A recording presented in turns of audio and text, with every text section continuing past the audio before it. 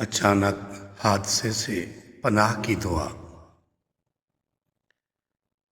حضرت عثمان بن عفان رضی اللہ عنہ بیان کرتے ہیں کہ میں نے رسول اللہ صلی اللہ علیہ وآلہ وسلم کو فرماتے ہوئے سنا، جس نے شام کو 3 بار یہ دعا پڑھ لی اسے صبح تک، اور جس نے صبح کو یہ دعا پڑھ لی اسے شام تک کسی اچانک مصیبت کا سامنا نہیں ہوگا۔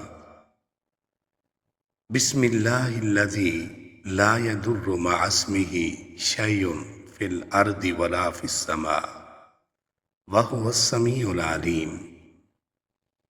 اللہ کے نام سے کہ جس کے نام سے زمین یا آسمان کی کوئی چیز نقصان نہیں دے سکتی، اور وہ خوب سنتا ہے اور خوب جانتا ہے۔